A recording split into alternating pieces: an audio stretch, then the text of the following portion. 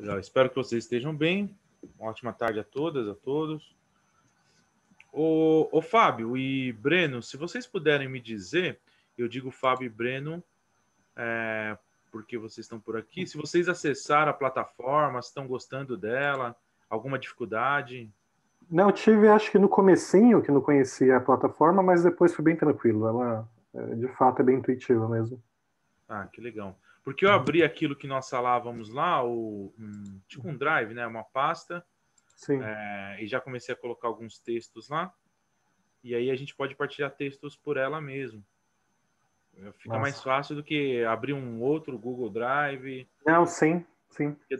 Porque daí o pessoal depois, não sei vocês, mas muita gente reclama, porque é muito link, muita coisa, e acaba não acessando. Então, se a gente E a conseguir... ideia. Desculpa, Hugo. A ideia dessa plataforma é criar mesmo um espaço para esse diálogo, né? Essa é uma plataforma de uso mesmo, não apenas para o curso, assim, para ser alimentada. Exatamente, tanto é que a gente vai continuar. Vocês terão acesso ao curso para sempre, claro, mas ali vocês poderão ver os outros cursos que a gente vai colocando ali, vocês poderão se relacionar, etc. Então a ideia é essa mesmo, que lá fica um espaço permanente, né? Aí Muito dentro bom. do curso a gente cria a pasta para os textos do curso, mas a gente pode criar outras fora também para partilhar outras coisas sem problema nenhum. Ótimo. Não sei se vocês viram a função de rede social dela, é até legalzinha, bem semelhante ao Facebook, inclusive. As pessoas que você tem amigos ali, você pode cambiar e tal. Eu olhei por cima, assim, eu não cheguei a testar ela, não, procurar gente. Achei bacana. A nossa plataforma oficial, como falei, era o Moodle, né? O Moodle ele é muito robusto, ele tem muita coisa assim disponível e tal. Ele é excelente. Mas o problema dele é justamente esse, é muita opção, muita coisa. E aí, para quem não é acostumado com essas plataformas, é ruim, porque você tem que ficar procurando onde estão as coisas, ele não é tão intuitivo como essa. Aí até acho que foi sorte dar problema e a gente começar nessa daí, vamos Vou utilizar. começar. Massa, muito bom. Ah, que legal, bom que vocês estão gostando. Então vamos lá, gente. O que eu preparei para hoje, né? Pegando um pouco a conexão com que o Léo já trabalhou a semana passada, a alteridade epistemológica, eu pensei em trabalhar hoje o tema da filosofia latino-americana de libertação.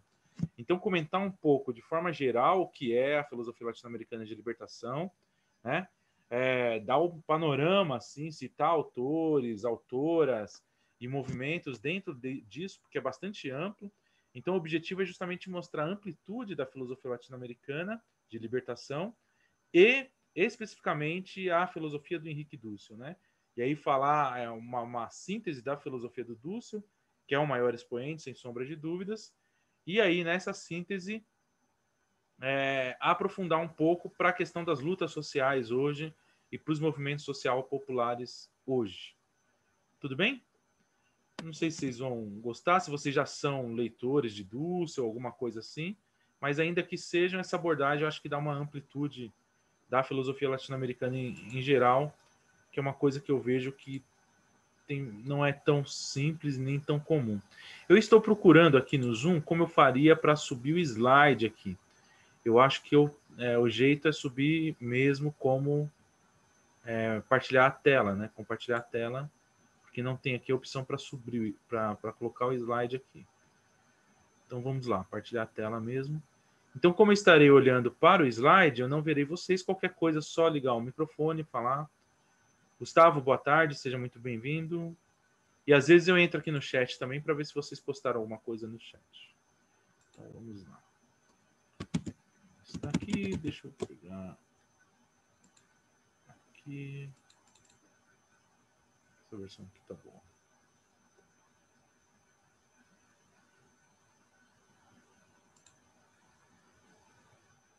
Então, isso. Aí. Assim vocês visualizam bem?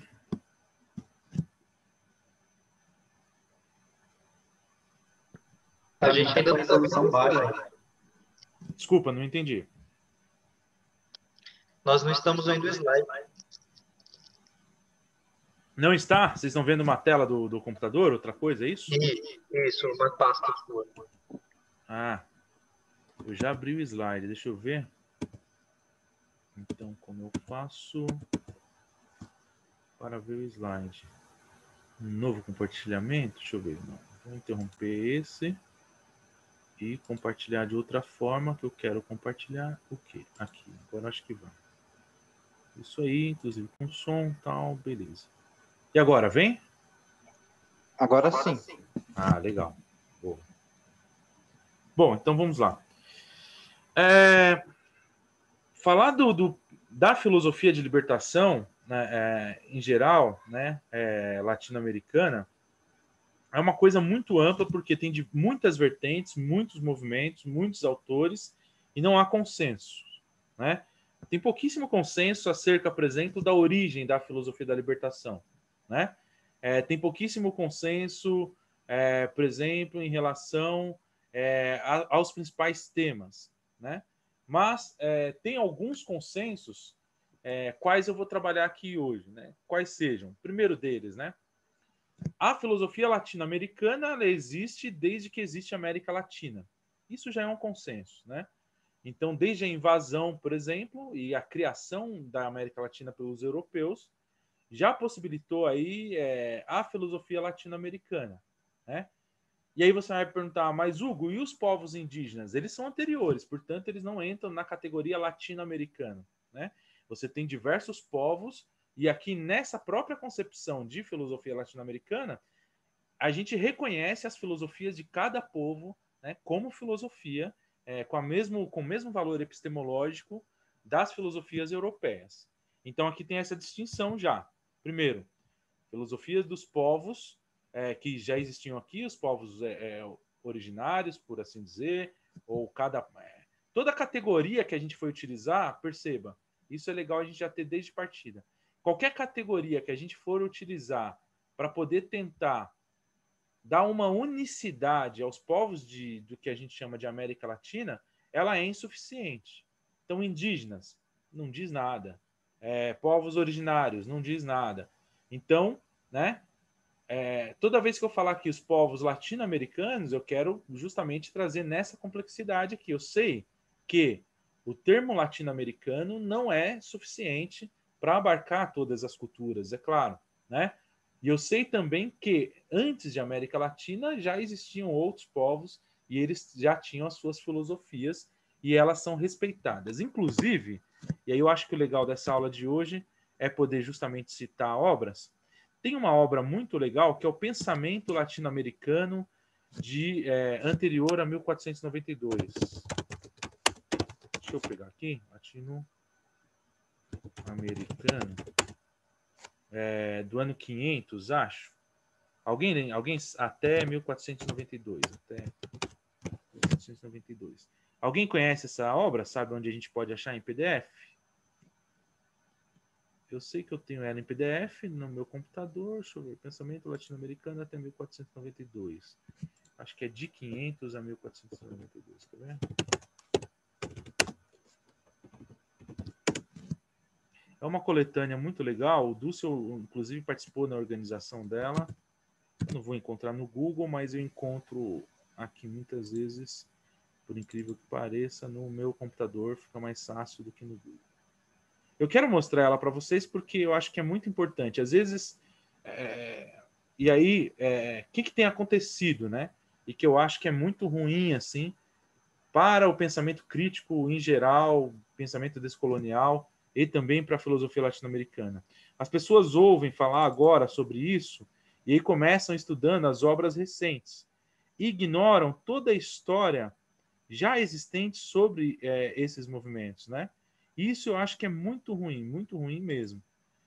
Só para vocês terem uma ideia, que eu quero mostrar mesmo esse livro,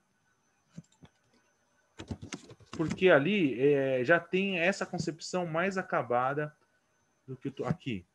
Ó, o pensamento filosófico latino-americano e do Caribe de 1300 a 200. Tem um outro que é anterior ainda, que é organizado por uma outra turma.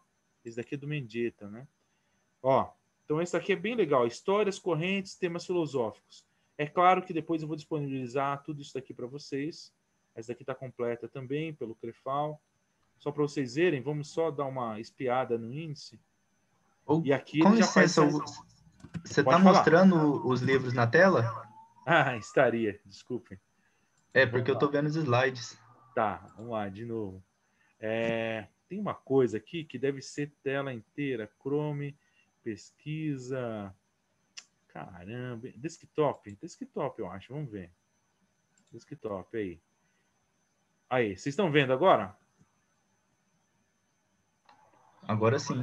Agora sim? Legal, show. Eu vou mudar de tela, ver se vocês veem, só para não ficar essa interrupção. Mudei de tela, agora vocês estão vendo? Sim. Show. É essa opção, então, que eu quero, que mostra todas as telas e tal. Beleza. Então, aqui... Ah, deixa eu voltar na capa, então. Aqui. Essa daqui, ó. Pensamento filosófico latino-americano do Caribe e latino de 1300 a 2000.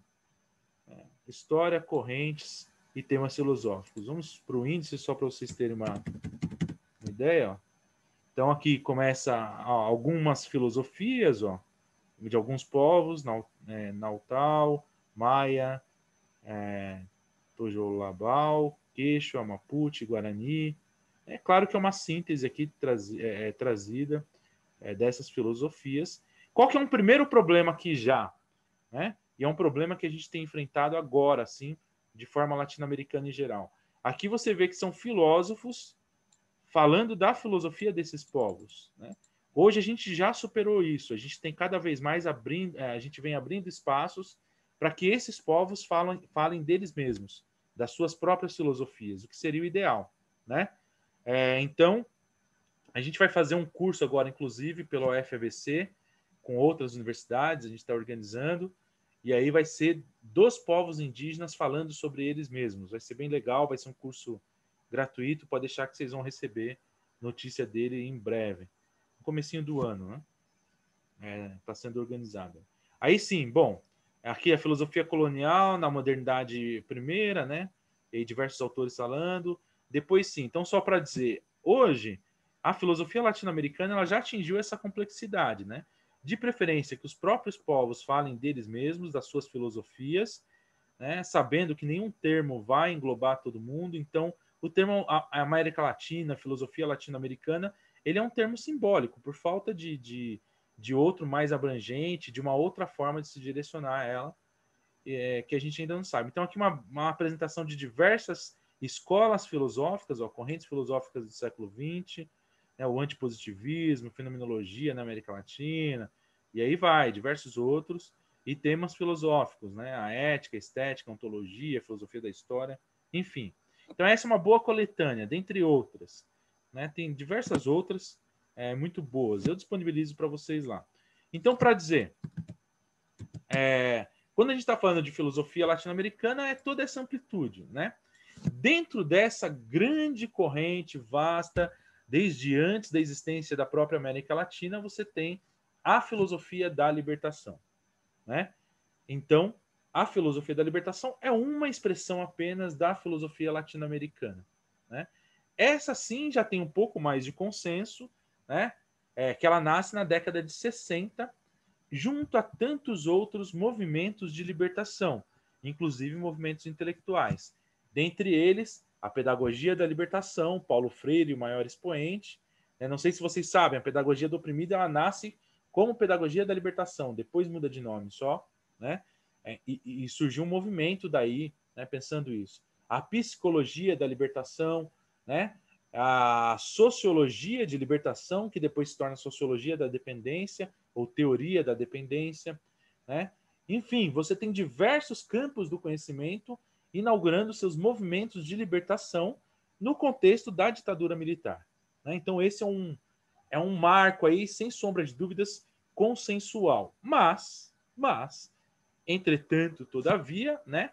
Você tem ali em 1940 algumas pessoas já falando de libertação, né? Nesse mesmo termo que a filosofia de libertação vai tratar aqui. Uma das pessoas é Leopoldo Zea. Eu vou falar um pouquinho mais sobre ele já, inclusive eu vou utilizá-lo bastante para a gente poder falar de alguns temas nessa aula aqui. Então, em 42, ele escreve um artigo chamado Filosofia como Compromisso, e ali ele fala que a filosofia deve necessariamente ser de libertação, ela deve nos libertar de muitas amarras e daí por diante, né? Eu trabalho esse texto numa homenagem que eu faço para o Dussel. Eu não sei se vocês conhecem aquele livro de 80 anos, comemoração do Dulce, em 80 anos, eu devo ter ele aqui também. Depois eu posso liberá-lo para vocês também. Enfim, e ali é uma coletânea também. Então lá eu já cito isso, eu falo, ó, o Zé, nesse texto de 42, já está falando de libertação. Né? Enfim, mas o consenso é, né, os movimentos de libertação surgem no contexto da ditadura militar. Ótimo, legal. Então é disso que a gente vai falar aqui um pouco hoje. Né? Então aqui a gente já tem uma primeira perspectiva da filosofia de libertação, né, sendo um dos movimentos expressivos aí dessa corrente filosófica como uma expressão da filosofia latino-americana. Bom, dentro da filosofia de libertação, a gente tem diversos autores. O Leopoldo Zea e o Henrique Dussel, sem sombra de dúvida, são os dois maiores. Eu vou citar alguns outros durante a nossa fala aqui, tentar trazer algumas referências aqui do próprio Zea. Gente, desculpa, só para ver, eu estou gravando, né? Para os outros que não puderam estar aqui agora. Eu acho que sim. Sim, estou gravando, ótimo.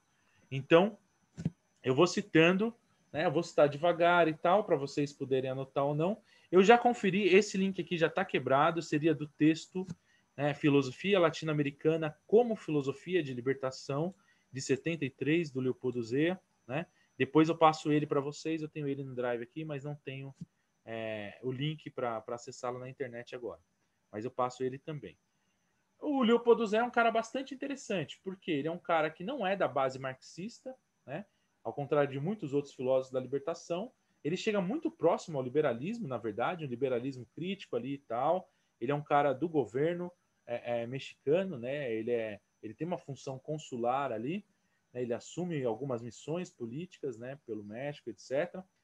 Então ele é um cara bastante curioso, né? Mas ele, sem sombra de dúvidas, a sua filosofia é uma filosofia de libertação. Né? E eu trago ele justamente para fazer um contraponto com o Dussel, que é da base marxista, socialista, etc., né? que faz uma apropriação da base marxista de forma crítica e tal, como a gente vai ver hoje. Então, isso que eu acho legal, trazer esse contraponto aqui. E o Zea tem sido bastante lido no Brasil agora, né? O que é importante também tê-lo como referência aqui. Nesse texto, então, Filosofia Latino-Americana como Filosofia da Libertação, ele vai dar algumas características básicas do movimento ali. Então, vou utilizar esse texto como guia para esse tema. Eu poderia utilizar outros, por exemplo, do Dussel. Deixa eu mostrar aqui para vocês. Tem um site do Dussel, aí, que é esse daqui. É o site antigo do Dussel, ele já está atualizando, mas nesse site antigo aqui, ó, que é oldhenriquedussel.com, né, já para indicar que é o antigo, tá vendo o novo aí. Deixa eu ver se eu acho ele. Não vou achar agora, não tem importância, mas o novo vai ter mais obras dele disponíveis e tal, mas aqui você já encontra muitas obras, né? Você clica aqui em obra, ó, e livros, ou também obras seletas, ou artigos, mais livros, você vai encontrar grande parte da obra do Dussel aqui, inclusive a mais atual, ó, já texto dele de 2020, Sete ensaios de filosofia da libertação, até uma fundamentação do giro descolonial, e tem outras, né, meditações anticartesianas, enfim, tem todas as obras dele aqui quase, né, disponibilizadas aqui. Então, aqui você acha bastante coisa dele. Tem uma compilação que nós fizemos pelo Instituto de Filosofia da Libertação. Aliás, eu quero apresentar aqui, ó, o Instituto de Filosofia da Libertação, o IFIL, que tem a sede em Curitiba. Ele foi, durante muito tempo, e ainda é o grande centro aí da produção filosófica latino-americana brasileira, né? Especificamente a de libertação, mas toda a filosofia latino-americana. E aqui você acha muita coisa aqui, e aí eu já também apresento o Euclides Mansi, que é um dos principais teóricos ligados ao IFIL e presidente do IFIL ainda hoje. Essa barrinha aqui está me atrapalhando um pouco. Eu queria ver se tem como eu escondê-la, mas eu acho que não. Aí, aqui eu consigo. Aí, consigo manipular. Bom, melhor. Pronto. E aí, então, o Euclides Mansi é, sem sombra de dúvidas, no Brasil, o maior expoente da filosofia latino-americana e de libertação. Todos nós hoje que estamos na FIO, na Analética, na Rede Africanidades, de alguma forma fomos alunos, alunas de Euclides Mansi, esse carinha aqui. Então você pode acessar o site dele nesse daqui, ó, euclidesmansi.net/WP. Eu vou copiar e colar no nosso chat aqui. Bom, depois eu colo no chat, enfim. Mas é esse endereço aqui, euclidesmansi.net/WP. Aqui ele também disponibiliza vários livros dele, artigos, etc, etc, etc. Bacana. Então o IFIL é aí também um dos grandes centros. Se você colocar IFIL/Dussel, aí tem a compilação para a obra do Henrique Dussel. Aqui você vai conseguir acessar o currículo dele, etc, etc, etc. E aqui obras filosóficas. E aqui você tem diversas obras filosóficas dele completas, né? Até a década de 90, até o final da década de 90. Elas estão aqui em ordem cronológica, inclusive, né? E aqui, logo no comecinho, que é o que eu quero mostrar, seria essa aqui, ó, Hipótese para o Estudo da Latinoamérica na História Universal, né? Essa é uma das primeiras obras, né, que vai falar sobre isso, e também América Latina, Dependência e Libertação. E tem uma outra que não está nessa coletânea, mas está aqui, ó, que é História da Filosofia e Filosofia da Libertação. Ela é uma obra da década de 70, mas ela foi reeditada para essa opção aqui de 94, está aqui completa. Essas três obras dele, elas vão falar um pouco a mesma coisa que eu vou falar hoje, por outra via, que é do Leopoldo Zea, mas falam coisas muito parecidas, né? E temas muito próximos aí também, justamente para marcar, né, esse momento histórico de nascimento, né, da filosofia da libertação latino-americana. O Dussel vai aqui já dar toda uma perspectiva da apropriação que ele faz da teoria do Marx, né, do Levinas, a superação hegeliana, etc., nessa obra, por isso ela guarda a sua importância, né? Depois eu posso passar todas essas referências para vocês, fiquem tranquilos e tranquilas com isso, né? Uma outra obra que é bastante interessante nesse marco, né, do nascimento da filosofia latino-americana é justamente essa daqui. Essa daqui, no final, inclusive, ela tem um manifesto, né? Aqui, ó, de uma página. Talvez seja interessante ler o manifesto, me sentir. Houve um movimento, então, de criação da filosofia da libertação, e aí eles assinam esse manifesto. Eu já vou mostrar quem assina e já vou mostrar essa obra já. Então, vamos lá, a leitura do manifesto, fazer uma tradução rápida e, me desculpem aqui, deficitária, com certeza. Sem lugar a dúvidas, um novo estilo de pensar filosófico nasceu na América Latina. Não se trata já de um pensar que parte do ego, do eu conquisto, eu penso, ou eu como vontade de poder europeu imperial, tendo-se em conta que Estados Unidos e Rússia são as duas prolongações do homem moderno europeu. É um pensar que parte do oprimido, do marginalizado, do pobre, desde os países dependentes da terra presente. A filosofia da modernidade europeia constituiu como um objeto ou um ente ao índio, ao africano, ao asiático. A filosofia da libertação pretende pensar desde a exterioridade do outro, do que se situa mais além do sistema machista imperante, do sistema pedagogicamente dominador, do sistema politicamente opressor. Uma filosofia que tome a sério os condicionamentos epistemológicos do pensar mesmo, os condicionamentos políticos de um pensar latino-americano desde a opressão e a dependência não pode ser senão uma filosofia da libertação.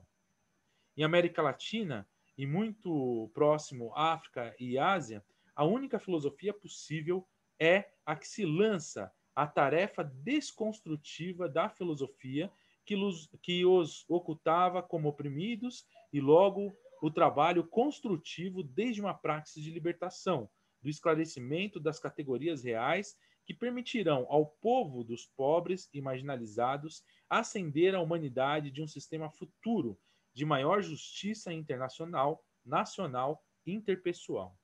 A filosofia da libertação sabe que as opções políticas, pedagógicas, eróticas, prévias ao pensar são determinantes e, por isso, lhes presta atenção primeira, ou lhe dá importância primeira. A ontologia abstrata deixa assim de ser a origem e cobra uma mudança de fisionomia da filosofia primeira, a política como posição primeira do homem ante o homem, da totalidade ante a alteridade, de alguém ante alguém outro. Filosofia da libertação, entre nós, é a única filosofia latino-americana possível, que é o mesmo que dizer que é a única filosofia possível entre nós.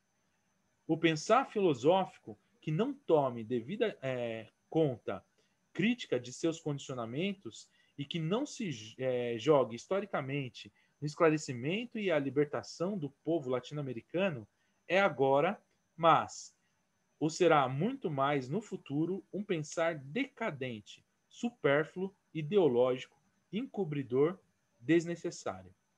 Então esse é o manifesto.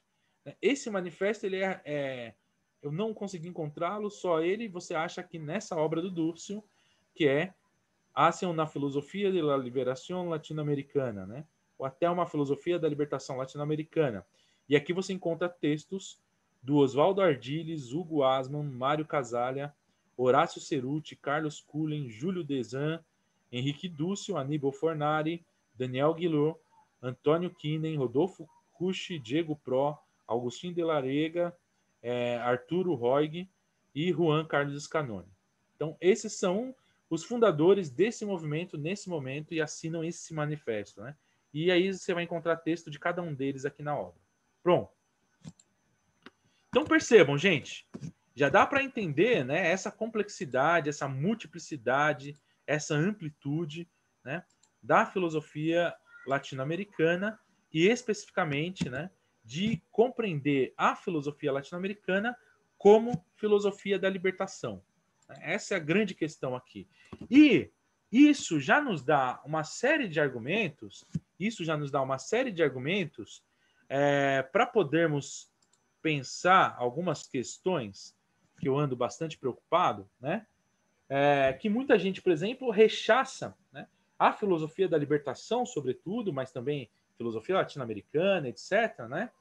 Sem nunca ter lido uma obra, sem entender o que isso quer dizer, sem, né? Eu ouço sempre comentários do tipo, eu peguei a obra do Dussel na mão, tal, mas eu não gostei a forma que ele trabalha os conceitos dele. Gente, isso aqui não é filosofia, né? Isso aqui é coisa de sei lá, de boteco, né? Legal, peguei o livro, mas vamos começar. Você não pode rechaçar ou criticar algo que você não conhece, que você afirma não ter lido. E grande parte das críticas feitas à filosofia da libertação e à filosofia latino-americana é realizada por pessoas que não leram, que não conhecem, que não sabem do que estão falando. Gente, eu gostaria que vocês, se quiserem, é claro, fiquem bastante à vontade para participar, para a qualquer momento me interromper, tudo bem? Que eu fico olhando para os slides, para os livros ali, para os textos, não estou vendo aqui a tela. Não sei se vocês estão dizendo alguma coisa, estão tentando participar de alguma forma. Fiquem muito à vontade para poder participar. Estou olhando o chat aqui agora, ó. Legal, o Felipe procurou. Nós começamos o curso com a Ana Maria Tiju. Todo mundo conhece? Ou só Ana Tiju? Deixa eu copiar aqui. Eu acho que quem entra agora não tem acesso ao chat antigo, né? Depois, se quiserem dar uma olhada, ela tem muitas músicas legais, interessantes, uma grande artista aí. E o já famoso KG13. São duas grandes referências musicais aí.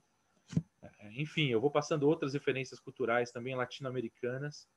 As brasileiras não precisa, que todos nós estamos aí, mas a gente poderia ter um espaço só para trocar também cultura latino-americana, né? Tem muitas brasileiras de diversos lugares que a gente não conhece também. Enfim, fica a dica aí, e tudo isso é necessário. Bom, e aí depois no chat tem aqui o Felipe falando que vai tentar procurar, não me lembro o que mais, e o Gustavo dizendo que já viu o site da FIO Argentina. No site é essa obra. Legal, muito bom, Gustavo. A FIO, gente, Associação de Filosofia e Libertação, né? Associação de Filosofia e Liberação. E nós a organizamos há muitos anos já, outros que me antecederam, e a gente hoje está tentando organizá-la mundialmente, novamente, estamos presentes em todos os países da América Latina, alguns países da África, etc., Estados Unidos, então está sendo uma construção bem legal, se quiserem acompanhar também, são muito bem-vindos, muito bem-vindas. Então isso, né? O que mais no chat? O novo chat já está no ar do Dúcio, legal. Legal, é isso. Então, eu vou ficar olhando às vezes no chat aqui, se vocês quiserem participar, tá? Eu posso fazer também, uma pergunta? Por favor, Breno. Vamos lá. Existe alguma diferenciação entre libertação e liberação? Porque eu sei que em espanhol eles escrevem liberación e em português eu vejo autores falando, usando esses dois termos. Muito bom, Breno. Não existe. Não existe. Existiu, e aí você me deixa já para dar uma grande referência também, todo esse movimento, desde a década de 80, nós criamos uma... E eu falo nós porque eu sou herdeiro disso, né? Não estava lá, claro, estava ainda engatinhando.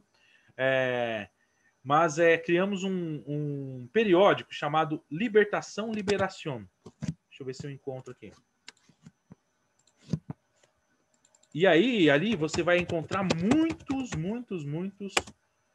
textos do comecinho aqui. Está inclusive na AFIL.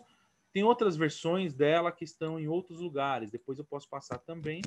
Eu vou passar aqui no chat já, ó. Libertação, Liberación. Breno, você falou disso, eu lembrei da revista. E aí você acessa, tem muitos textos aqui, ó, no arquivo digital. Esse arquivo eu acho que é o que vai até 89. Então você tem aqui muitas filósofos. Você vê aqui já filosofia feminista, você já vê aqui filosofia africana, né? Na perspectiva de libertação desde o princípio aí, né? Então, são textos bem legais, vocês vão encontrar aqui. Eu não vou abrir aqui para não tomar muito nosso tempo, depois vocês abram, caso tenham interesse. Ó, mas o primeiro volume, ó, você tem ali o Rock Zimmerman, o Círio. Você ainda não tem mulheres participando, mas logo no segundo você já tem também. Isso sempre foi uma coisa, uma luta desde o início para isso. Só que as mulheres sabem bem melhor do que nós a dificuldade que é de uma mulher filosofar na América Latina, né? Com todas as estruturas de opressão e etc., né? Aqui, ó, no segundo você já tem aqui, ó, no conselho editorial você já tem a Cecília Pires, né? A Gisele, tem bastante gente aqui, claro que ainda são em menor quantidade até hoje, né, gente? Até hoje, né? Enfim, mas é isso. Então, Breno, não tem diferença alguma, libertação, liberação, são o mesmo termo utilizados aí de formas sinônimicas, né? Então não tem diferença alguma aí, beleza? Vamos lá. Bom, gente, então...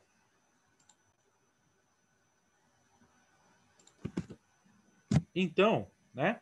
Filosofia latino-americana como filosofia da libertação traz uma primeira questão aqui nessa história toda, que é a questão da emancipação mental, que eu comentei lá na primeira aula, por isso eu quis trazer hoje, né? Essa luta da emancipação mental, o que foi? Basicamente aqui, Portugal e Espanha foram derrotados, né, na América Latina toda, né? Todos os países hispanos fizeram processos revolucionários mesmo, expulsando a Espanha de lá. O Brasil, nós temos um caso bem particular, né? Nossa independência foi uma independência quase que do filhinho revoltado que não quis voltar para casa, né? Mas, enfim, né? Tem um processo de independência, mas houve muita luta anterior à declaração de independência, que foram as lutas de libertação brasileiras, né? Foram diversas lutas, e a gente conhece a história do Brasil aí, menos do que a gente gostaria, é claro, mas a gente precisa conhecer mais, né? Tantas e tantas lutas aqui, Canudos, Palmares, são apenas expressões dessas quantidades de tantas outras lutas, né? Que me vem agora de pronto à cabeça, mas tem tantas outras, né? No Rio Grande do Sul, né? Enfim, diversas lutas de libertação da monarquia, né? Nesse meio tempo, houve um grande ciclo de intelectuais na América Latina toda, incluso o Brasil aí, Cruz Costa participou desses debates. Posteriormente, ele participou com certeza, mas outros filósofos também no Brasil participaram anteriormente, né? No século XIX mesmo, de algumas dessas questões. E quais, como a gente poderia sintetizar o que ficou conhecido como o debate da emancipação mental? Ora, nos libertamos política e economicamente de Portugal e Espanha, mas e agora? A nossa cultura ainda é inerentemente dominada por Portugal e Espanha. Como fazemos, então, para que cada povo latino-americano tenha sua própria cultura, valorize a sua própria cultura, etc, etc. Então, todo o debate da emancipação mental gira em torno disso. Eu quero trazer alguns trechinhos desse texto do Zéia, né, Filosofia Latino-Americana como Filosofia da Libertação, onde ele cita apenas esse debate e alguns trechos nos quais ele menciona o debate para a gente entender a complexidade e amplitude desse debate no século XIX. Vamos lá. A luta pela libertação política dever-se-ia seguir a luta pela libertação mental e cultural.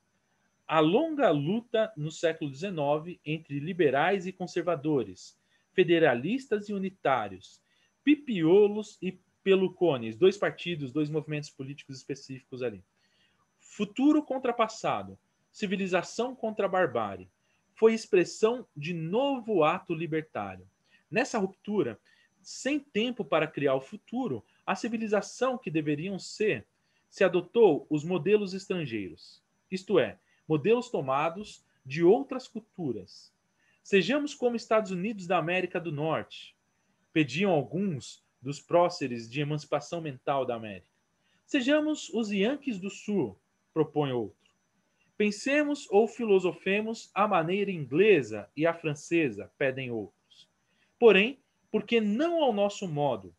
Porque aqueles modos nos havia sido imposto pelas metrópoles colonizadoras através de 3 séculos de dominação.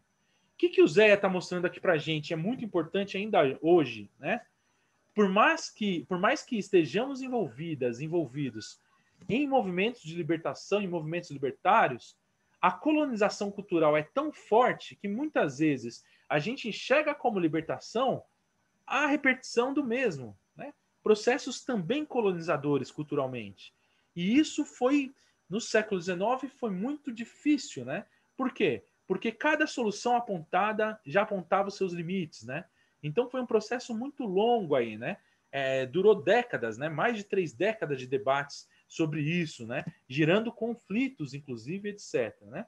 Desculpem algumas citações serem muito grandes, algumas delas eu vou fazer, outras nem vou fazer, só vou citar, mas eu acho que é uma riqueza enorme, porque cita autores e autoras que a gente nunca ouviu falar, e ideias que a gente nunca ouviu falar também, e isso vem de conta da nossa aula de hoje para poder dar a noção dessa complexidade, dessa amplitude. Né? Romper com o passado e adotar um futuro? Foi esta a solução buscada por nossos emancipadores mentais? Parece tê-lo sido, ainda que não de maneira tão concludente em vários deles. Foi exemplar a postura de Juan Bautista Alberti. Esse cara aqui é muito legal para estudar filosofia latino-americana, estão lendo bastante ele hoje. Hein? O qual falou não tanto de uma imitação taxativa, como de uma seleção. Seleção na adoção de filosofias que servissem para abrir a possibilidade de uma cultura não dependente, nossa, americana. Seleção que tivesse sua origem em nosso modo de ser, um modo de ser que, quiséssemos ou não, havia sido constituído em 3 longos séculos de dominação. Havia algo nesse nosso modo de ser que nos fazia também aspirar pela conquista da liberdade, que, muito embora não havíamos vivido, conhecíamos de alguma forma. Disso falou com grande ênfase Andrés Bello. Havia algo neste nosso passado que nos impulsionava a libertar-nos da dominação. Deste algo falava também Francisco Bilbao. Este algo, este sentimento de liberdade que não tínhamos adotado, mas que sentíamos como algo próprio, era o que nos impulsionava a lutar e a adotar novas formas de vida. Adotamos em meio à urgência algo que também tínhamos dentro de nós, porém que não nos havia sido dado na longa noite da dominação imposta pelo imperialismo ibérico. Algo disso haviam trazido também, sem saber e sem propor aos próprios dominadores, algo que eles tinham e que acabou por ser também nosso. Tínhamos que selecionar para adotar, porém, também era necessário selecionar para negar. Nem tudo devia ser adotado, nem tudo devia ser negado. Nesta seleção, nesta eleição, entre o que havíamos sido e o que queríamos vir a ser, estava expresso o que tanto desejávamos: a liberdade. Nossa liberdade. A liberdade que nos permitia adotar uma determinada forma do passado e uma determinada forma do futuro. Então, gente, perceba, né? Há aqui consensos já sendo formulados, né, em torno de conceitos ainda europeus, né? Mas por que não também, né? Se nós entendemos que a liberdade é algo inerente ao ser humano, né? Os processos de libertação, é claro que tomam como fonte o conceito de liberdade, são processos particulares de cada povo, de cada cultura, etc., ainda que, né, a liberdade seja algo emanado por todos os povos e cada povo com as suas especificidades. Então, esse já é um consenso importantíssimo desde o século XIX, né, para essas lutas. E aí, e por isso é importante o quê? Também que o conceito de liberdade vai depender da abordagem que se faça sobre ele. A liberdade nossa não é a mesma liberdade que os Estados Unidos concebeu em relação às lutas de emancipação da Inglaterra. Percebe? Então, o conceito de liberdade é consenso? É consenso. Agora, ele é consenso desde que considerada a complexidade de que cada povo, cada cultura vai conceber a sua própria liberdade de uma forma específica. Então, esse processo de emancipação do século XIX, ele ajudou bastante, né, a compreender esta questão também. Para quem está chegando, uma ótima tarde. Né? Se vocês quiserem participar em qualquer momento, é só ligar o microfone, participar pelo chat, estejam à vontade. Aí. Então, a emancipação mental, né, ela nos dá alguns desses consensos. Né? Uma outra citação aqui, mais curtinha, mas também muito importante, olha só. Todavia, não resolvemos o problema que a Espanha nos legou com a conquista. Ainda não resolvemos tampouco a questão da democracia, e já está sob o tapete da discussão histórica o socialismo em sua forma mais aguda e premente. Uma vez mais, a urgência, a pressa de copiar modelos como solução para os nossos problemas, em lugar de que essas soluções sejam produto de nossa forma de assimilar, de forma a torná-las nossas, assimilando o passado, o presente, para ser o futuro que teremos de ser. Aqui já começa também, gente, no século XIX, de uma forma muito rica, a concepção do quê? De que nem todos os processos políticos, né, pensados por algum povo vai servir para outros povos. Então, veja, nem a epistemologia, nem a ética e nem a política, né, pode ser transplantada de um povo para outro. Isso aqui é muito importante, gente. E por que é importante isso aqui no século XIX já? Justamente porque depois, no processo de ditadura militar, onde surge a filosofia da libertação, isso já está consensuado. Quando os Estados Unidos vem e fala, olha, né, vocês agora terão, né, que ter limitações políticas, econômicas e culturais, né, simplesmente a gente diz não. Por quê? Porque já é consenso cultural entre nós. As lutas de libertação contra a ditadura militar, contra as ditaduras militares, né, elas já são frutos desse consenso. Né? E se a gente pegar na Ásia e na Ásia e em África, já tem pensadores pensando isso também no século XIX, por conta dos processos colonizadores, é claro. Perceba? Então, se a gente desconsidera toda essa história, se a gente desconsidera todo esse acúmulo, a gente não entende nada do que está acontecendo hoje na América Latina e no Brasil. Né? Não entende. Né? E aí a gente pensa que, de alguma forma, né, a gente vai deixar que um partido específico, com uma ideologia específica, de um projeto político específico, aglutine todas as lutas e que todas as lutas se concentrem como fetiche, né? Nessa perspectiva que vá até o final com não, né? A partir do momento que, né, começa a oprimir mais que libertar, a gente abandona facilmente, né? Facilmente. E a gente tem presenciado isso em toda a América Latina, né?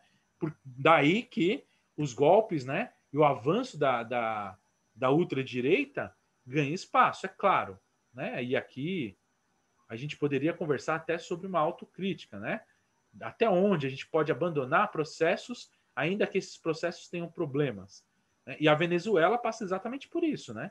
É um processo cheio de novos problemas, extremamente corrupto, totalitário, mas que o povo não abandona. E por que o povo não abandona? Porque o povo está unificado em torno de processos de emancipação. Enquanto eles não conseguirem criar algo novo, mesmo sabendo da quantidade de problemas desse, eles ainda não abandonaram. Ainda não, pode ser que amanhã passem a abandonar. Então, é preciso entender toda essa complexidade, né? Já nos países que abandonamos, por exemplo, Brasil, Bolívia, Equador, nós tomamos golpes frequentes e a ultradireita entrou nadando, né? Então tem tudo isso a se ponderar, né? Mas é importante entender isso, né? Esse processo de emancipação e já vai preparando o conceito de libertação, né? É um conceito muito caro, né? Ele foi forjado ao longo dos séculos desde o domínio europeu, desde a invasão europeia. Vamos lá. Gente, tá indo muito rápido, tá muito chato, tá indo bem, tá dando para acompanhar, tá. Qualquer momento vocês gritam aí, né? Vamos ouvir uma música, vai? Vamos dar uma quebrada aqui. A Ana Maria Tiju, que é menos conhecida. Anitta. Ela tem... Eu sempre fico com uma dificuldade de escolher, mas vamos pegar uma dela.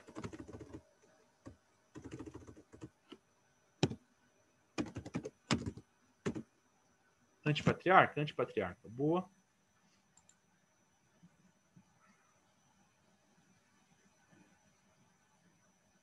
Não sei se todo mundo conhece, às vezes fica redundante ficar colocando, né? Mas vamos lá.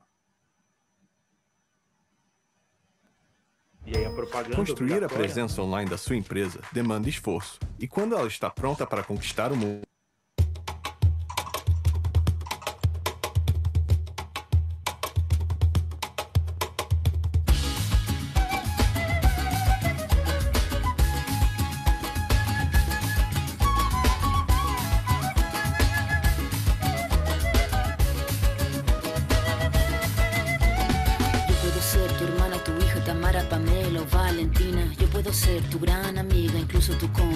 de vida. Yo puedo ser tu gran aliada, la que aconseja y la que apaña. Yo puedo ser cualquiera de todas, depende de cómo tú me apodas. Pero no voy a ser la que obedece, porque mi cuerpo me pertenece. Yo decido de mi tiempo, como quiero y donde quiero. Independiente yo nací, independiente decidí. Yo no camino detrás de ti, yo camino de la par aquí. Tú no me vas a humillar, tú no me vas a gritar. Tú no me vas a someter, tú no me vas a golpear. Tú no me vas a denigrar, tú no me vas a obligar. Tú no me vas a silenciar, tú no me vas a callar. No sumisa ni obediente, mujer fuerte, insurgente, independiente y valiente. Romper la cadena de lo indiferente, no pasiva ni oprimida. Mujer linda que das vida, emancipada en autonomía, antipatriarca y alegría.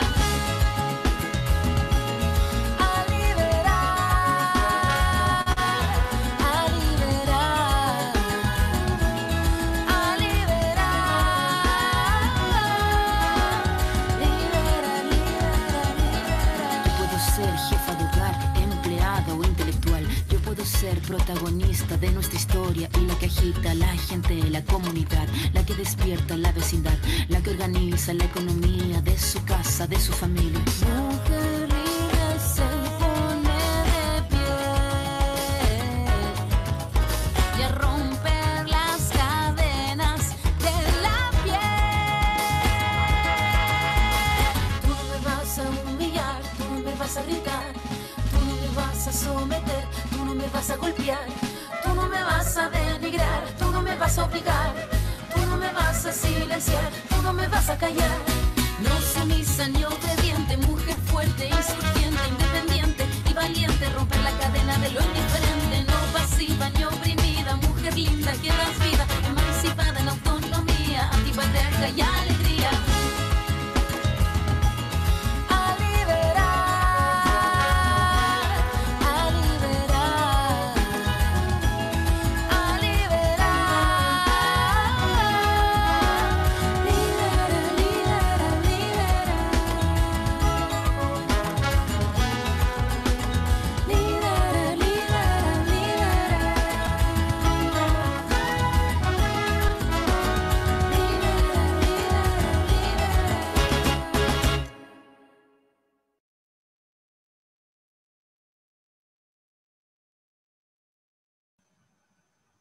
Espero que tenham gostado. Bom, vamos lá. Então vejam, esse processo da emancipação mental do século XIX, ele já deixou o terreno pronto, então, né? Aí, nesse momento, como eu já citei, desde a década de 50, o Leopoldo Zéa, dentre outros, vão trabalhar outras questões, né? O que seria, então, uma filosofia latino-americana? O que é pensar desde a América Latina, né? E aí, então, surgem debates como o debate da autenticidade, a originalidade da filosofia, né? O que seria uma filosofia latino-americana? O que seria? Ela teria que ser original? Ela teria que ser autêntica? O que é essa autenticidade? O que é originalidade, etc. Né? Em 62, salvo engano, tem um filósofo que está vivo ainda, brasileiro, pouquíssimo conhecido pela maioria das pessoas, chamado Roberto Gomes. Ele escreve o livro Crítica da Razão Tupiniquim. Não sei se vocês conhecem, se vocês já leram. Importantíssimo, né? Ele vai justamente dialogar exatamente nesses termos com a filosofia latino-americana, né? Então ele vai discutir exatamente isso, né? Inautenticidade, originalidade da filosofia, etc. Uma ótima obra. Mas, de forma geral, na América Latina, o debate que ficou cravado aí como debate do surgimento da filosofia latino-americana é esse debate entre Augusto Salazar Bondy e Leopoldo Zéa, né? Que é justamente em torno da existência ou não da filosofia latino-americana, né? E aí o Bondy diz que necessariamente não há a possibilidade, né, de uma filosofia latino-americana, porque ela deveria ser autêntica e a América Latina não possui a autenticidade necessária para dar a filosofia, né? E aí diz assim, ó, qual há de ser então a filosofia a ser construída por nossos povos, a filosofia de nossa libertação? Se torna claro que a filosofia que temos que construir não pode ser uma variante de nenhuma das concepções do mundo que corresponde aos centros de poder de hoje, ligadas como estão aos interesses e metas dessas potências. Então perceba, o Bondy tem ali uma posição forte, não é uma posição que é uma posição no sentido de negar de forma jocosa ou negar de forma dominadora. Não, ele tem um interesse no diálogo e ele faz uma função negativa ali que é extremamente importante para a filosofia da libertação logo no início do movimento, né? E aí, junto dessas filosofias, sem sombra de dúvidas, as lutas por emancipação estão ocorrendo, né, gente? Sobretudo contra a ditadura militar, né? Logo junto nesse debate também entra o Henrique Dussel, né, e ele colocou essa necessidade semelhante, né, como Salazar Bondy se perguntou, é possível uma filosofia autêntica em nosso continente subdesenvolvido, dependente e oprimido cultural e filosoficamente? É possível, né? Só com uma condição, que a partir de autoconsciência de sua alienação e opressão, sabendo que está em sua própria frustração, pense a dialética da dominação a partir de dita opressão e continue pensando a partir da praxis libertadora de uma filosofia também libertadora. Ou seja, uma filosofia que emerja, né, da praxis histórica e que pense a partir da existência personalizada do filósofo, o qual, sabendo-se profeticamente libertador, vive antecipadamente um homem novo. E aqui a gente precisa conversar sobre isso, né? Por quê? De alguma forma, o que o Dussel está dizendo ali, né? Não é possível fazer filosofia desde a América Latina, não é possível pensar desde a América Latina, se esse pensamento não começa pela questão da libertação, da necessidade de libertação, que ele não considera a dependência, né? Isso é muito interessante, gente, e é profundo e é radicalíssimo, né? E aí, é legal isso, quando a gente leva para o papo na universidade, né? É bacana, né? Porque a gente enfrenta aí um turbilhão de críticas a isso, né?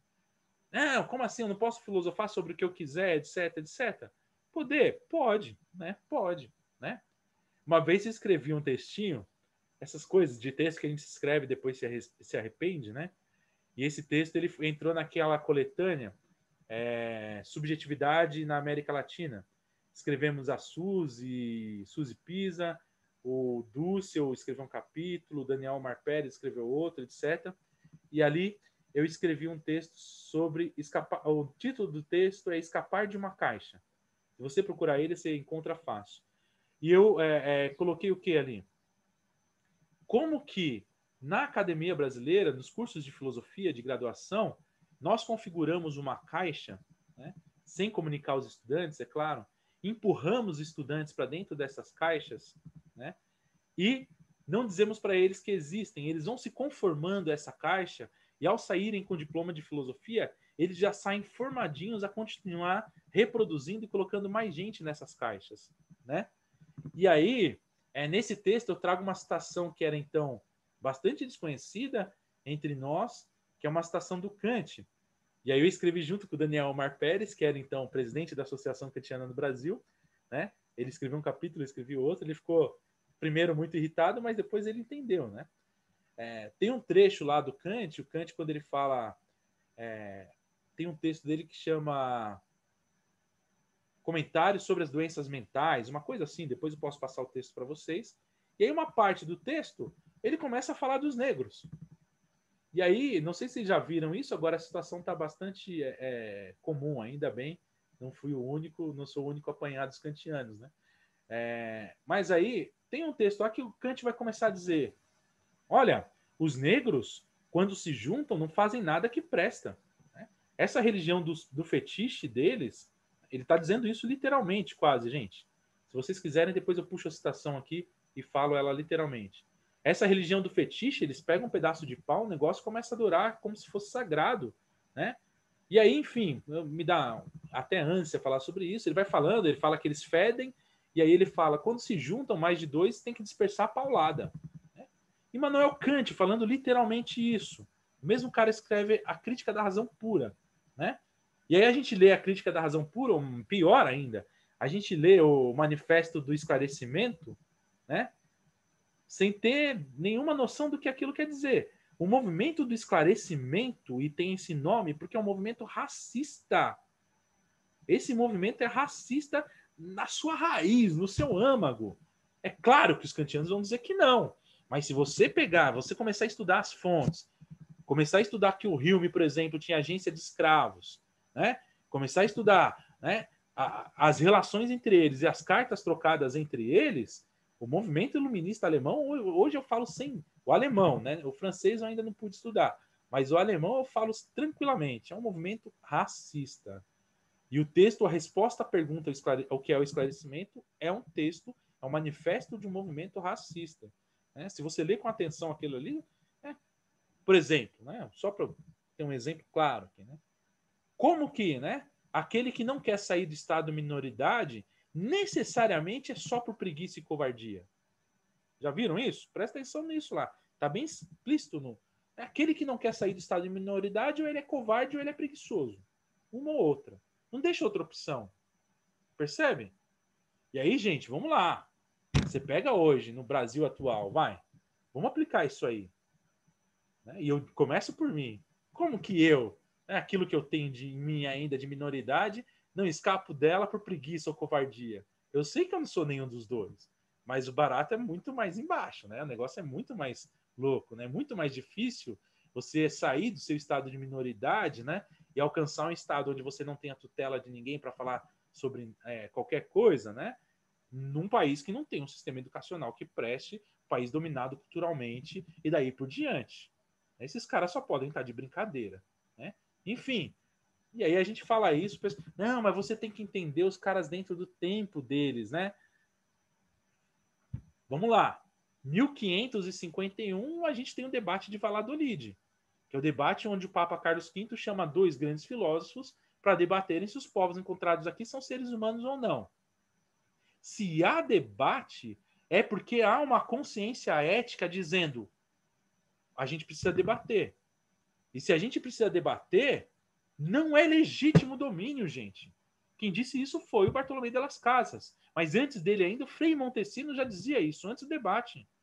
Gente, ninguém aqui é criança mais para saber que o que a gente está fazendo lá é um negócio horrível. Isso não se justifica nem moralmente, mas é muito pior que isso, não se justifica humanamente. É desumano isso. Já há a consciência ética, eu estou falando de 1551. Percebe? Falar que não, é coisa do seu tempo, o racismo, por favor, né? Não mesmo. Mas a gente poderia ficar debatendo só isso, mas né? Vamos avançar um pouco mais. E a qualquer momento, comentários, participações, não precisa ser pergunta, pode ser participação, comentário, angústias são muito bem-vindas, tá? Só ligar o microfone ou digitar no chat. Deixa eu ver o chat, aliás, eu falo isso, mas não olho o chat, né? Aí vai que vocês estão digitando lá e eu não tô vendo.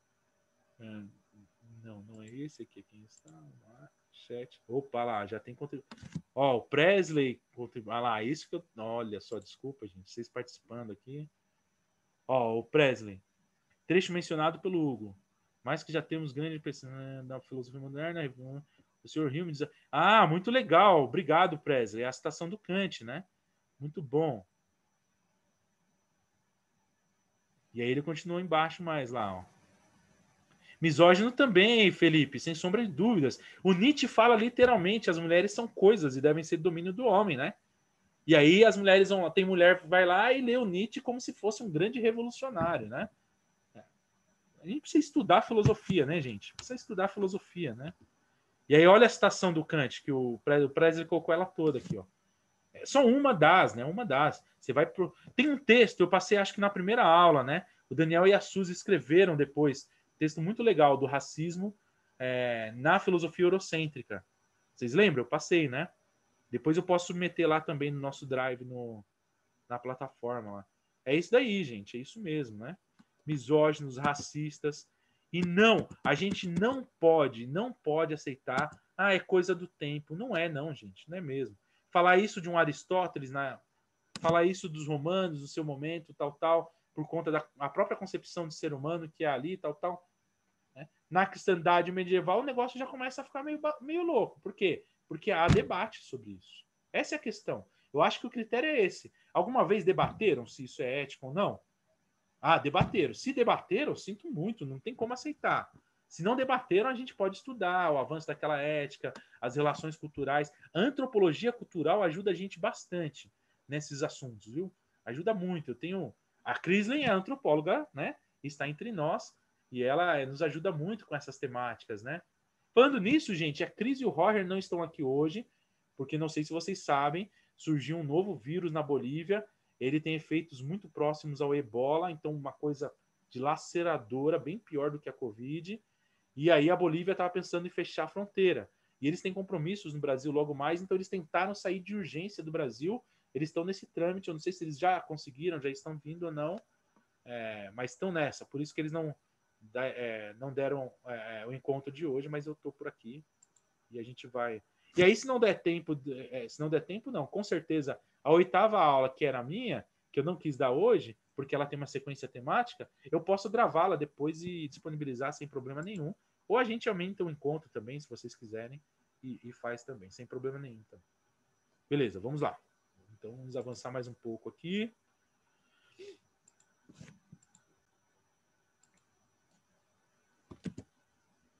Beleza, então vejam, né? Então o Henrique Dussel, ele dá essa daí, né? Fazer filosofia na América Latina só pode ser de libertação. Se não for a partir do tema da dominação, da exclusão, né? Do domínio cultural, vai sair coisa não muito boa por aí. Né? Ou vai sair ingenuidade, ou vai sair ideologia, né? Que são coisas aí que vão ser esforços para um lado aí que a gente poderia não gostar muito. Enfim, né? Permita-me citar só uma parte aqui. Ó. O homem a libertar não é só um homem da América. Eu acho que tem aqui... Ah, olha que legal. Eu adoro isso aqui. Deixa eu ver. Ah, isso aqui, ó. Ah, legal. O homem a libertar não é só um homem da América e do terceiro mundo, mas o homem em qualquer lugar que este se encontre, incluindo o próprio dominador. Isso é importante. É esta espécie de homem, o dominador do homem, o que deve desaparecer. Não o homem, não o ser, mas um determinado modo de ser. Isso aqui é muito legal. Por quê? Depois o Paulo Freire vai falar bastante disso, mas já nesse momento, Leopoldo Zé e Henrique Dussel falam isso bastante, que é o quê?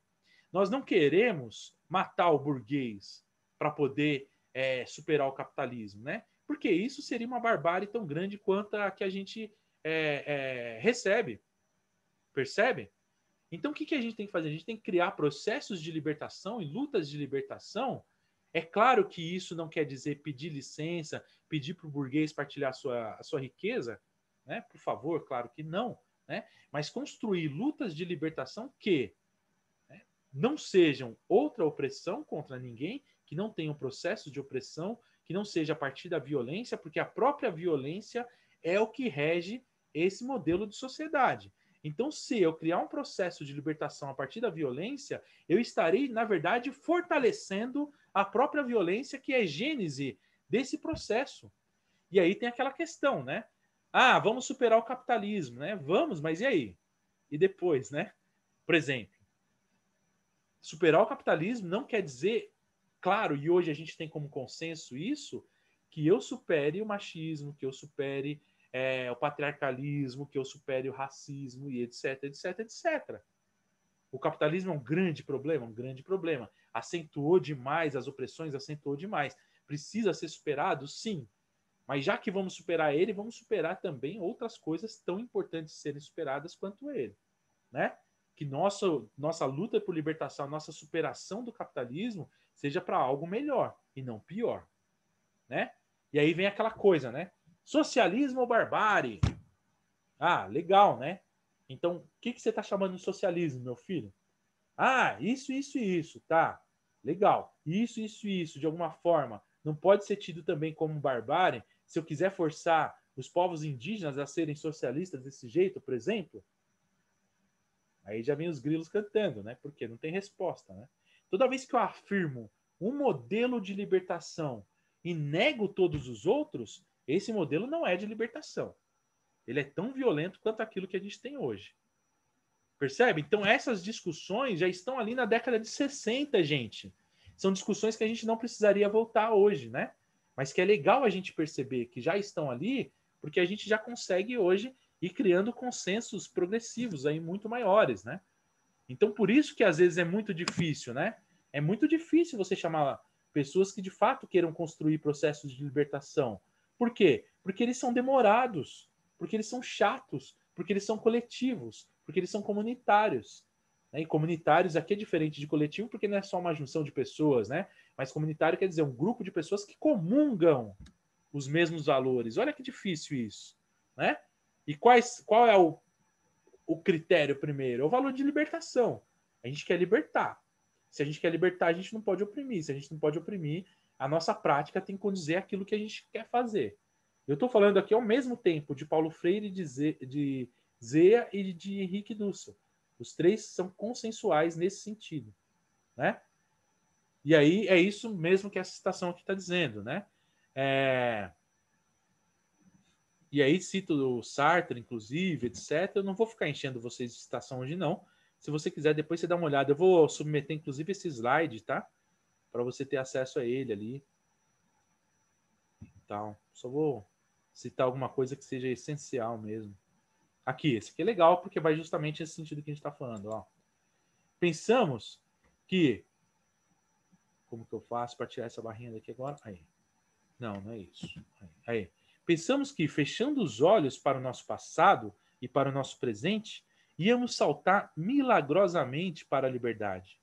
Pensávamos que, imitando os frutos de homens que haviam alcançado essa liberdade, iríamos ser como eles, livres.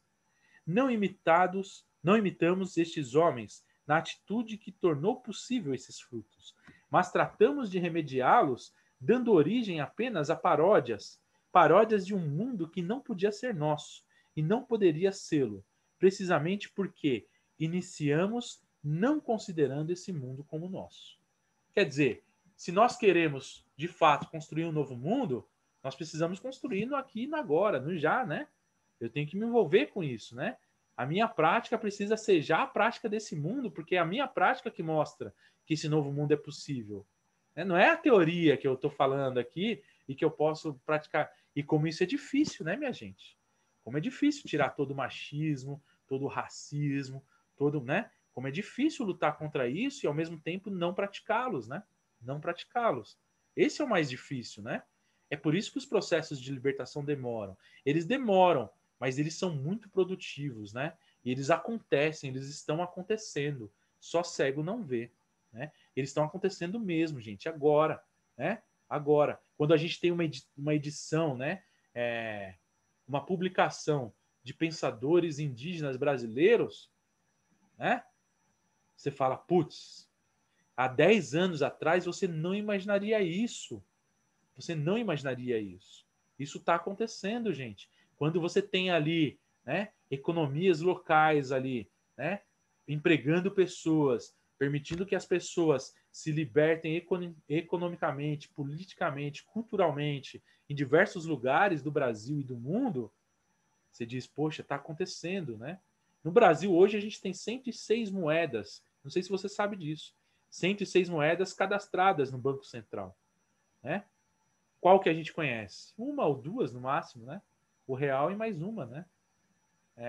Quer dizer, se tem 106 moedas, quer dizer que tem, hoje, no Brasil, que o Banco Central sabe, tem 106 economias acontecendo ao mesmo tempo, né? Economias diferentes, em povos que concebem que a sua economia local é importante e que criam signos econômicos para poder projetar fluxos culturais e fluxos sociais, criam instituições sociais novas para poder movimentar esses fluxos, né? Tudo isso está acontecendo agora, né? Eu espero, e aqui aqui já não é mais filosofia, né? Aqui já é profecia, né? Que em 10 anos a gente consiga escolher. Eu quero trabalhar, né, numa empresa capitalista ou não. Eu quero ser professor numa outra modalidade de curso e tal. A analética é isso, né? Que, aliás, vocês estão aqui porque vocês, de alguma forma, acreditam nisso também, né? Por menos que vocês conheçam a analética, por menos que vocês entendam a proposta, só o fato de vocês estarem aqui agora já mostra que vocês, mesmo que subjetivamente, intuitivamente, entendem que isso aqui é uma outra proposta, né? Uma outra proposta de educação, é uma outra proposta, né? E não só no conteúdo, mas a forma, né? A forma de tratar as pessoas, né? A forma de tratar o conhecimento, entender que conhecimento não é produto, né? É claro que a gente precisa de sobreviver como professores, a gente precisa de sobreviver, mas o conhecimento não é produto, né? Como que a gente pode tratar dignamente disso? Não sei, a gente está tentando, né? E vocês, muito obrigado por ajudarem, por acreditarem nisso e também estarem aqui tentando, né? Tentando, né? Vamos falar um pouquinho, então, da filosofia do Dussel? Então, é importante aqui, né? Compreender essa complexidade, essa multiplicidade latino-americana, do pensamento latino-americano, dos pensamentos latino-americanos, das filosofias latino-americanas. Ó, alguns dos grandes expoentes, assim, até hoje. Rodolfo Kusch, ele vai fazer uma antropologia latino-americana, vai pensar o que é o ser humano latino-americano, né? Vai pensar sobre isso, dentre outras coisas. Cerruti, a Dina Picotti vai pensar a questão dos negros na Argentina, que é uma questão totalmente esquecida e daí por diante. A Dina Picotti está na filosofia da libertação desde a fundação, né? Hoje ela deve estar com 60 e poucos. Eu não sei, pela jovialidade dela é difícil descobrir. Mas o último congresso que a gente teve, o penúltimo, sei lá, já me perdi, mas um dos congressos de filosofia da libertação que a gente teve agora, nesse novo ciclo, a gente fez no Quilombo Tenondê.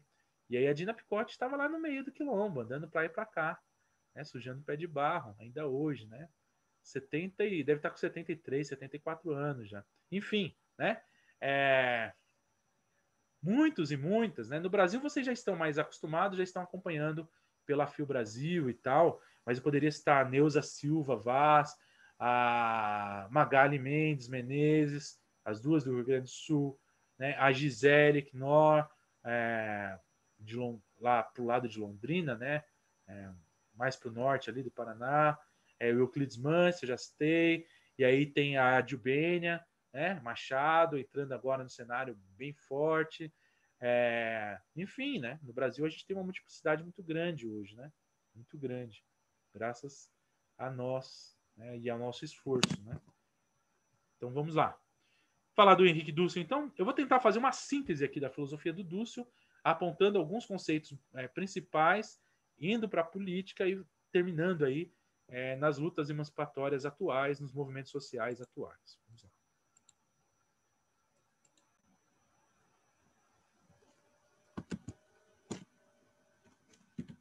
Bom, uma primeira questão. O Dussel começa a sua reflexão sobre a filosofia da libertação com o primeiro problema, que é libertar a filosofia, né? Isso está bem factível desde o começo das suas obras, etc. Mas na Ética da Libertação, na Idade da Globalização e da Exclusão, na introdução ali você vai encontrar umas 30 páginas ali, se eu não me engano, só sobre isso, né? Que é justamente onde a questão já está pronta ali, né? Como libertar a filosofia? O que é libertar a filosofia? Libertá-la do quê? Né? Libertar culturalmente, socialmente, politicamente, né? Libertar-nos do ser humano atual para sermos outro ser humano, né? Que não eurocêntrico, helenocêntrico, liberal, etc. Portanto, sempre o novo ser humano, né? E aqui tem um conceito de libertação. O que é libertação? Que ele trabalha ali também, na Ética da Libertação, na Idade da Globalização e da Exclusão. Ele trabalhou em vários outros trabalhos, mas ali está acabado já o conceito do Dussel de libertação, né? E libertação é o quê, gente? É isso aqui que a gente viu, né? É ter a consciência de que nós somos seres humanos imperfeitos, limitados, e a política é a maior expressão humana, né? Quer dizer, quando que o humano se expressa totalmente? É na política, né? Por quê? Porque ali é onde nós configuramos uma forma de ser comunitária nossa, né?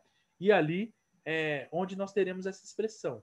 A política vai carregar a nossa imperfeição, as nossas limitações e etc, etc, etc. Então nunca nós teremos um sistema político que seja perfeito. Não é possível viver o céu na terra, né? Na minha leitura do Marx, por exemplo, o Marx já diz isso muito claramente, né? O comunismo é uma ideia, né? A sociedade sem classes, né, é uma ideia, né? E essa ideia é a que vai levar o socialismo para onde ele deve ir, né? Quando que vai chegar o comunismo? O Marx não disse isso, né? O comunismo, e aí, desculpem-me, se tem algum marxista aqui, os marxistas ficam bravos comigo, mas o comunismo é a ideia de céu, né? O Marx tem uma influência cristã muito grande, né? O Marx foi luterano. O primeiro texto do Marx era a importância da comunidade para a Eucaristia. Olha só, né? Então, Marx tem uma influência cristã e judaica muito grande. No Capital, ele cita Paulo de Tarso mais de 100 vezes, né? No Capital, a obra mais madura dele, né? O Marx tem um pleno domínio do texto bíblico, né? Por quê? Né? E por quê? E por que ele faz isso? Porque ele é um cristãozão, tal?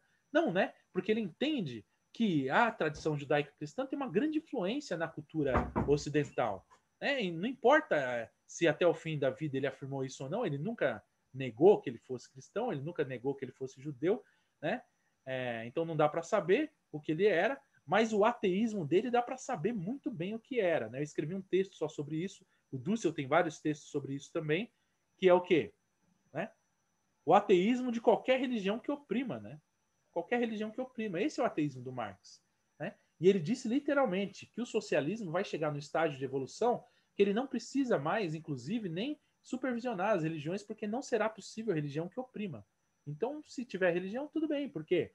Porque num momento o socialismo chegaria, né, a uma evolução tal política que não seria possível que alguém fizesse uma religião para dominar, né?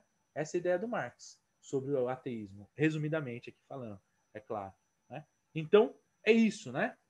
Não é possível viver o céu na terra, minha gente. Então, a libertação vai ser até quando? Para sempre, né? Sempre vai existir. Sempre vai existir domínio e opressão, sempre vai existir luta por libertação. Pois é, né? Quem pensou que fosse viver no céu aí, na terra, me desculpe, né? Agora, a gente pode viver dias melhores, se pode, né? E aí tem um movimento social que eu atuei um pouco em Curitiba e que eu gosto muito, que é o MPL, né? Lá em 2005, 2007 eu já atuava, e aí o movimento Passe Livre, né, tem um lema que eu acho que é fenomenal e que eu tomei como um lema de vida mesmo, né? O amanhã será maior. Né? Se a gente não acreditar nisso, minha gente, difícil viver, né? Difícil viver, sobretudo hoje, né? A gente precisa acreditar que amanhã será maior. E como que eu tenho alguma certeza disso? Ora, porque eu sei que eu estou lutando para que amanhã seja maior e eu vejo sinais disso na minha vida particular todos os dias. Eu vejo que eu vou melhorando como ser humano. Então, sempre amanhã é melhor e maior. Sempre, né?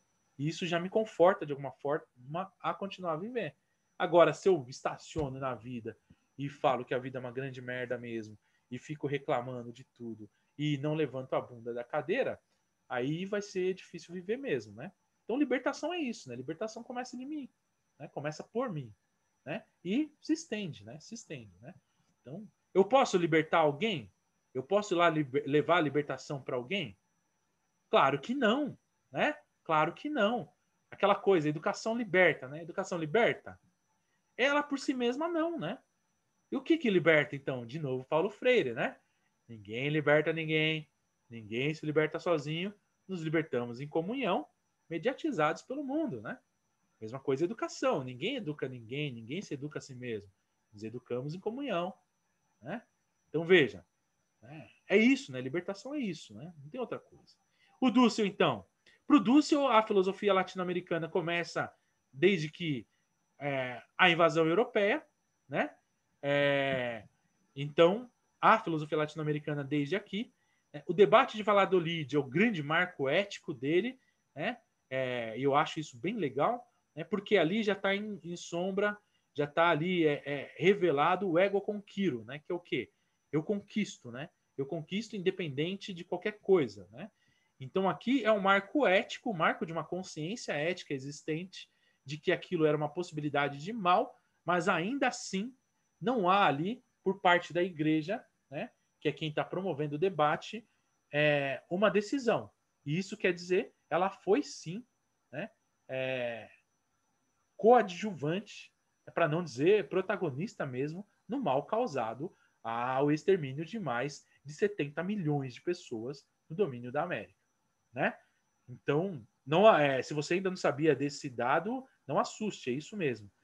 Estima-se cerca de 70 a 80 milhões de pessoas, mais de 2.000 culturas extintas, quase não sobrou nada, né? Esses são os estudos aí que apontam, inclusive com documentos das Índias Gerais lá, né? Onde tinha relatórios ali, né? Dos massacres ocorridos. E o próprio Bartolomé de las Casas, no livro dele, nos livros dele, né? Ele vai narrar alguns desses... eu não sei como nomear isso, mas alguns desses males, né? Males fica tão bonitinho, né? Enfim, alguns desses horrores, né? Sessões de estupros coletivos, genocídios, né? Decapitações, esquartejamentos dos indígenas. O Bartolomé de las Casas narra isso nos seus livros, né? Então, por isso que o Dussel gosta muito de tomá-lo aí, provavelmente, como marco aí para pensar essa questão, né? Com Descartes, então, para o Dussel, nasce um novo homem aí, né? E qual é esse novo homem? O homem que funda suas relações a partir da sua subjetividade, né? Então, aqui, o ego cogito, né? Ele é uma somatória, né? Ele é um adendo a ego conquiro, né? E o Descartes fala literalmente ali nas meditações metafísicas, mas também no discurso do método, né? Precisamos de o discurso do método, sobretudo, né? Um método universal, né, para a ciência. E para que vai servir esse método universal? Para melhor dominar a natureza. É o domínio que está em jogo aqui, né, gente? O domínio que está em jogo, né? Depois o Kant, né? Diversos problemas aí, como a gente já apontou, né? Tem alguma coisa aqui diferente no Kant? Tem. Epistemologicamente, o Kant abriu uma brecha enorme aqui. Eu não sei se vocês sabem, né, de uma briga que tem dele e o Heidegger, né? Claro que posterior, né? O Heidegger lendo a sua obra, o Heidegger vai criticar e vai chamar o Kant de bundão. Né? Por quê? Ele vai falar, olha, o Kant publica um primeiro prefácio, sabiam disso? Os prefácios da Crítica da Razão Pura? No primeiro prefácio da Crítica da Razão Pura, o Kant fala que a imaginação é responsável pelos juízos sintéticos a priori, né? Olha só, se fosse a imaginação a responsável pelos juízos sintéticos a priori, o Kant abriria não só uma janela, mas uma porteira aqui, né, para as epistemologias que nós presenciamos hoje, no século XX, já naquele momento. Porque ele valorizaria... Gente, vocês estão me ouvindo? Eu acho que travou o meu vídeo. Estão me ouvindo? Também tá perfeito. Tô ouvindo. Ufa, legal. Então, Ouvindo. E aí, então, o Heidegger vai chamar o Kant de bundão, vai falar, olha, se o Kant deixa primeiro o prefácio, a Crítica da Razão Pura, falando que é a imaginação a responsável pelo juízo sintético a priori, isso abriria, naquele momento histórico, né, uma enorme porteira para as diversas epistemologias que nós só presenciamos agora no século XX. Só que o Kant volta atrás com medo disso. Ele fala, não, eu falei que era imaginação, mas eu errei. Não é não, é a razão a responsável pelo juízo sintético a priori. Depois, se vocês quiserem, a gente fala mais sobre isso, etc. Eu tô vendo a hora aqui, gente, me desculpe, eu não queria me estender tanto na exposição aqui, mas é muita coisa, né? Enfim, né? Então, vamos lá, rapidamente pro Dussel, vai, Dussel em 3 minutos, escrever um livrinho, né? Dussel em 3 minutos. Não sei se vocês já viram, tem uma coleção, Filosofia em 3 minutos lá, dos autores, né? O Ciclo de Viena, ele vai bater o martelo, né? O Manifesto do Ciclo de Viena, se vocês não leram ainda, leiam, né? Muito legal. Eles falam literalmente, olha, contra qualquer metafísica, contra toda a metafísica, nós impomos o nosso método. Então, quem quiser fazer ciência agora vai ser a partir desse método, que é o quê? É experiência empírica e comprovação lógica e matemática. Se não for a partir daqui, não tem conhecimento. Se a filosofia quiser ser conhecimento, ela tem que obedecer isso aqui. E qual vai ser o papel da filosofia? Ela vai apenas verificar logicamente os enunciados científicos. É aqui a virada epistemológica que falam, né? A virada linguística, né? Do século XX, etc. Né? Então, 1929, o Ciclo de Viena tem um dogmatismo metodológico. Por quê? E qual é o motivo? É o mesmo motivo do Descartes, gente, lá atrás. Né? Que é o quê? A criação de um método único, científico, universal para se produzir ciência. Os caras não cansam, né? A mesma coisa. O mesmo projeto aqui que está... Eles tentam retomar o mesmo projeto depois de Kant. E o Kant detona esse projeto de alguma forma, mas dá outras coisas negativas aqui que a gente consegue retomar agora. Então, contra tudo isso que o Dussel aponta, é que ele vai escrever sua filosofia, né? E aí, tem a leitura, e junto com o Levinas, ele faz essa leitura do quê? A ontologia vigente é a totalidade, é a dialética dominadora, né? Por exemplo, desde os gregos, a gente percebe essa oposição do quê? Um método contra todo o restante. Um tipo de filosofia contra todos os outros. Um tipo de identidade contra todos os outros. Né? Então, a questão do logos e do bárbaro. Né? Quem é o bárbaro? Aquele que não fala o grego direito. Aquele que balbucia, portanto, ele não é capaz do logos. Então, para fazer filosofia, tem que ser só a dialética. Porque a dialética nos permite ascender aí aos conceitos e às verdades divinas e universais. Né? Então, a ontologia... Olha só, aqui é uma coisa radical. A ontologia, por si mesma, ela é totalidade e, portanto, ela é dominadora. O Levinas vai dizer isso e o Dussel pega do Levinas isso. Hugo, como assim? Então quer dizer que qualquer ontologia é dominadora? Isso mesmo, gente, que o Levinas fala. Por quê? Porque a ontologia já é a pressuposição de que é possível conhecer o ser das coisas. E se eu posso conhecer o ser das coisas, eu posso, a partir de um ser das coisas conhecido, negar todos os outros que não são seres da coisa. Entendem? Essa é a lógica que está por trás do pensamento do Dussel aqui, até hoje. Por isso que ele vai falar, o A é igual a A, esse é aquilo que sintetiza a filosofia ocidental, que é dominadora, que é ontológica, que é dialética, etc. Aí você pode falar, mas isso não é reducionismo, negar, né, toda a filosofia... Não, gente, não é um reducionismo. Toda a filosofia que está nessa lógica, né, ontológica, dominadora e daí por diante. Tem alguma ontologia que não é dominadora? Não, não tem. Então, toda ontologia está nessa lógica, entenderam?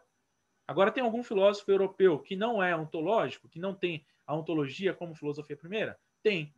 Legal, então tem alguma coisa que dá para aproveitar ali, né?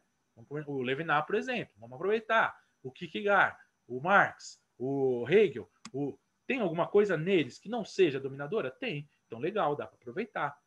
Então, o problema aqui não são os europeus, são os eurocentrismos, as afirmações filosóficas dominadoras. O Hegel afirma literalmente, os africanos, asiáticos, os latino-americanos não podem produzir nada para o mundo. O Hegel fala isso literalmente. O Heidegger fala só dá para filosofar em grego ou em alemão. Não tem filosofia em outra língua. Né? Não existe isso. Né? Enfim, e aí vai. Né? Então, essas filosofias são totalmente dominadoras. Totalmente. Né?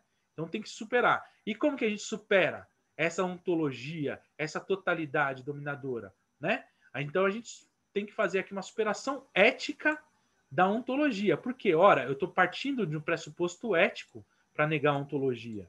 Então a superação só poderá vir da ética. E aqui surge a metafísica da alteridade, né? E o Dussel vai criar o seu método analético a partir da metafísica da alteridade do Levinas, né? Não vai dar para eu explicar a metafísica da alteridade, mas você sabe já que é o respeito ao outro como o outro. E aí o que é a analética do Dussel?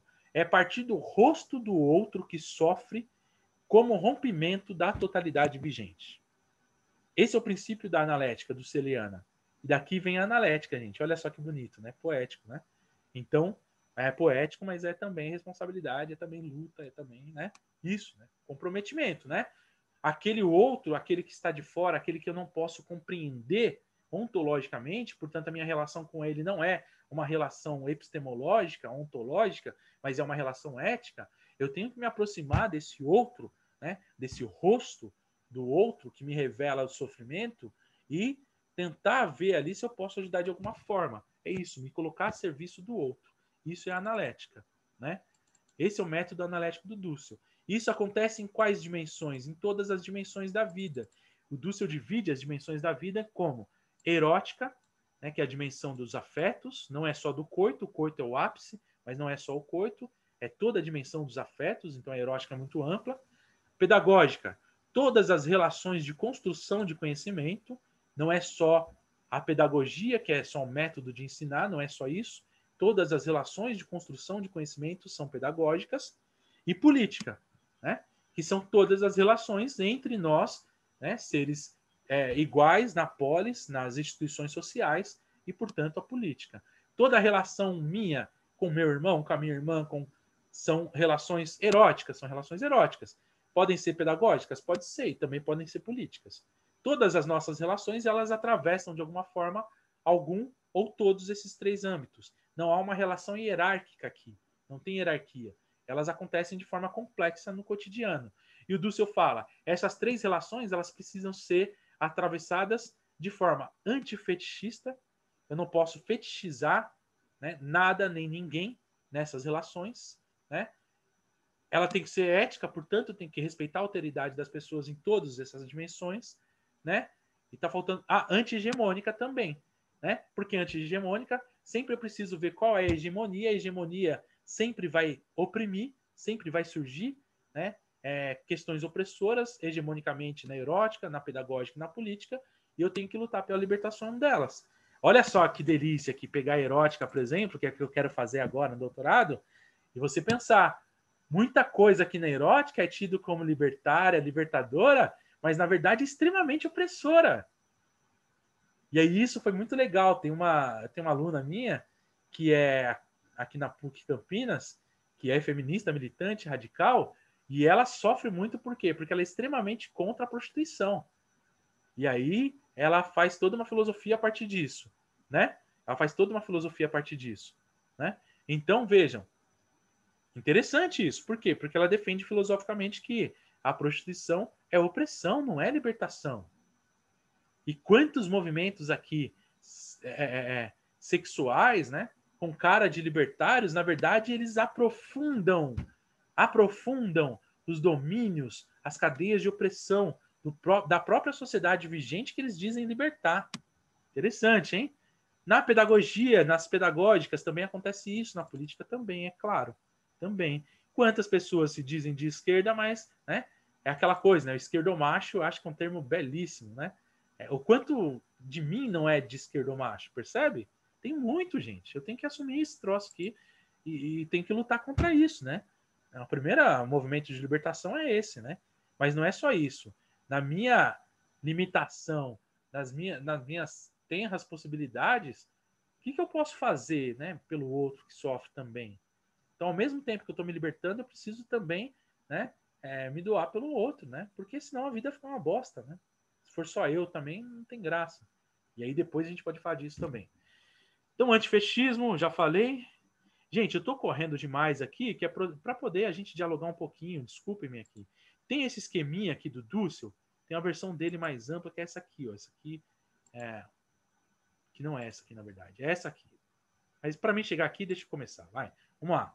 Olha só. Tem uma coisa aqui do Dussel que eu acho que é fenomenal. E aqui, cadê aquela... Isso aí, anotar. Boa. Aqui, né? Aqui é o passado, aqui sou eu, o Joe, né? Aqui é o passado, aqui é o futuro, né? Ele pega isso daqui do Sartre, olha que legal. Gentilmente, ele pega esse esquema do Sartre, né? O Sartre chama isso de compreensão como projeto. É a compreensão de mim mesmo como projeto. Né? E o Dussel pega totalmente como o Sartre fala aqui. O passado me limita naquilo que eu não escolhi ser, me determina. Claro, eu sou pobre, né? Eu sou brasileiro, eu falo um determinado idioma, eu estou numa determinada cultura, nada disso eu escolhi. Então, o passado me determina, né? E o futuro faz com que eu tenha que escolher mediações no presente para poder chegar lá. Então, o que é o presente? O presente é a vida é o momento que eu escolho mediações para a realização de projetos futuros. E viver é isso, né, minha gente? Bem-vindo à realidade, né? Nada mais que isso. Né? Esses projetos eu vou dar o sentido que eu quiser para eles, porque não tem sentido em si mesmo, a vida não tem sentido em si mesma, então vou viver assim, né? Esse é o primeiro ponto de partida, e olha que bonito isso, né? Isso aqui já nos impede de criar grandes romantismos, né? Grandes questões da vida, né? Qual é o sentido da... Não tem sentido a vida. Para de se perguntar disso e dá sentido para as coisas que você faz a partir do que você quer fazer, né? Essa é a ideia aqui, né? Isso é muito legal, porque já nos impede, nos impede de gastar tempo com um monte de besteira por aí, né? Depois, né? Um outro esqueminha que ajuda bastante a compreender a filosofia do Dussel aqui, a partir desse ponto de partida, né? E aqui tá demorando a internet. Vamos lá. Estão me ouvindo? Se alguém puder me responder, só para eu saber que não travou tudo aí também. Me ouvem? Sim? Estamos, Hugo. Ah, legal, valeu. E agora não tá passando aqui. Deixa eu interromper e voltar. Vou pausar. Aí, pausar.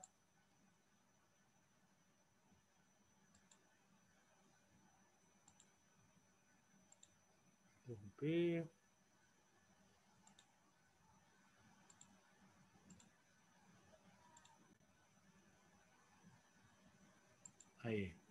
Aí, agora vai, né? Beleza. Então, junto disso, tem uma hermenêutica existencial, que ele vai juntar o Sartre e o Heidegger aqui e fazer umas críticas a eles, e vai fazer a seguinte teoria. Olha que legal aqui, ó. Isso aqui é... Para entender o Dussel, precisa ir nos esquemas dele, gente, senão não tem jeito. Ele gosta de um esquema, né? Adora, né? Então, veja. Aqui sou eu, né? O Joe, que não estou agora... anotando, deixa se anotar, senão vai travar tudo de novo aqui. Então, você está vendo o Y aqui, o Joe, né? Então, esse eu aqui, ele está aqui em vista do quê? Esse Azão, esse Bzão são o quê? O Bzão é o objeto e o Azão é o objeto interpretado com um sentido, que é esse S. E o Azinho aqui é a interpretação desse sentido, né? Então, o que é a vida, né? E esse M atravessado aqui é justamente o limite, né? O meu mundo, né? Então, o meu mundo, ele não alcança o Bzão, que é a coisa mesmo, o objeto. Isso aqui é Kant também, gente. Crítica da razão pura, né? Então, eu interpreto as coisas dando sentido a elas, percebe?